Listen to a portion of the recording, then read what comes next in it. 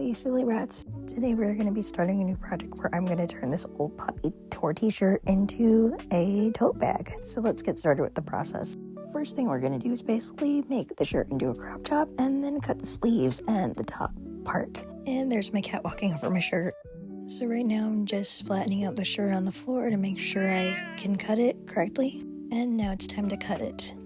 When cutting the shirt, I want to at least try and cut it as neatly as possible so that when I sew the bottom it doesn't look too weird. Once we cut the bottom half off, we put the excess to the side for later because we're going to be using that for the strap and the bottom. And here's an extra clip of me just making the bottom a little bit neater. I forgot to record me cutting off the sleeves, but it's okay.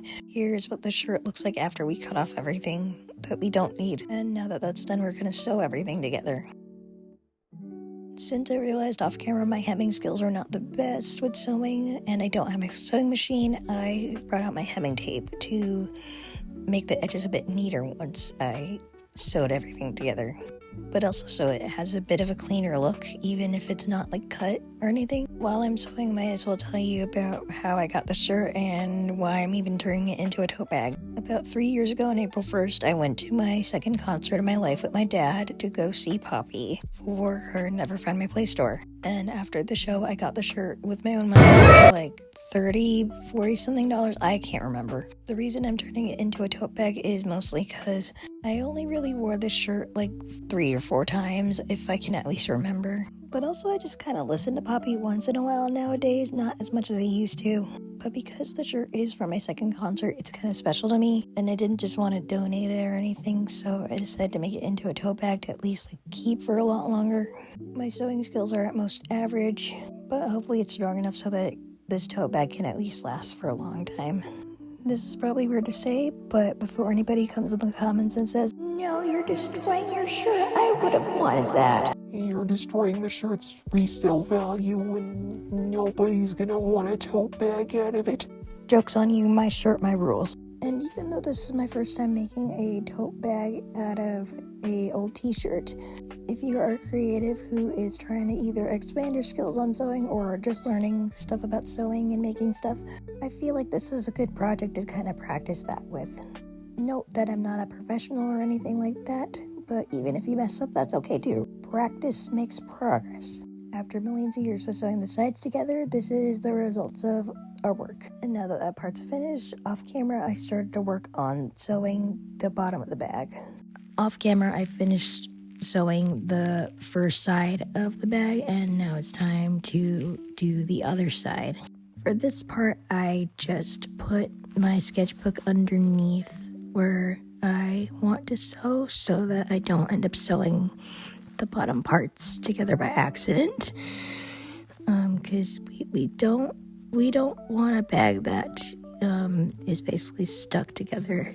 After a long while of working on the other side of the bottom of the bag, it was time to turn it inside out and check our work. Everything looks pretty good, except I would need to trim down the bottom excess fabric. That's on me for not hemming it. And then after that, we move on to the strap. Basically, I turned the bag inside out and put all of my sewing pins into the strap. That way it can stay in the shape that I want to, so that when I'm sewing it, it stays in place. Once that was done, I turned the bag back right side out so that I could sew the strap in. This part of the process, if anything, is probably the longest for me to work on, minus attaching the straps to the bag itself. What I mean by that is hemming the strap, like sewing it all together so that it doesn't like move around and fray and stuff. Once I'm done with sewing the straps onto the bag, it's time to hem the whole strap. That way it doesn't fray and stuff, obviously. This process took a lot longer than I expected it to, but it's okay.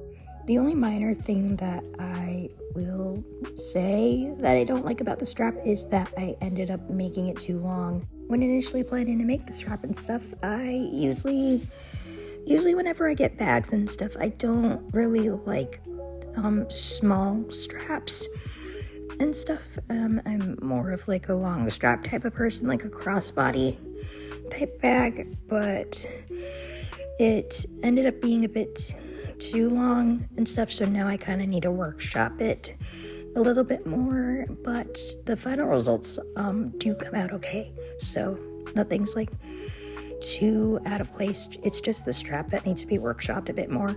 To be fair, this is my first time sewing together a tote bag by hand, so it's obviously not going to be perfect. But hey, if anything, that's the fun of learning how to sew. And after a long time of sewing everything together and stuff, it's time for me to put in the final stitch to finish this bag. Or mostly finish this bag, because I still need to workshop it.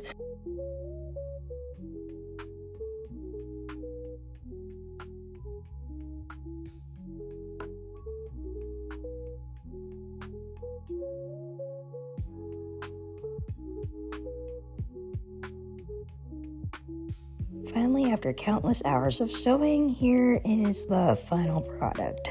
Is it by far the best thing that I've made with my sewing skills? No, it is not. Does it at least need a bit more workshopping before I can call it fully finished? Yeah, a bit. Is it at least a bit functional? I'd say so. Overall, with this project, I'm at least happy with how my progress turned out and how I learned some new things from it, so that next time I make something like this, I will workshop a little bit more beforehand, because I was somehow able to finish this in a couple days. I mostly planned to make this project so that I can at least try to preserve my t-shirt in some sort of way, but also part of me wanted a more accessible bag to carry my sketchbook and stuff. I already have one, which is a big leather one, but sometimes I don't want to carry that one, so hopefully I can workshop this a little bit more. But for now, here's the final product. If anybody has any sewing tips for me on how I can improve my work, please let me know in the comments. And as always, thank you so much for watching. See you later.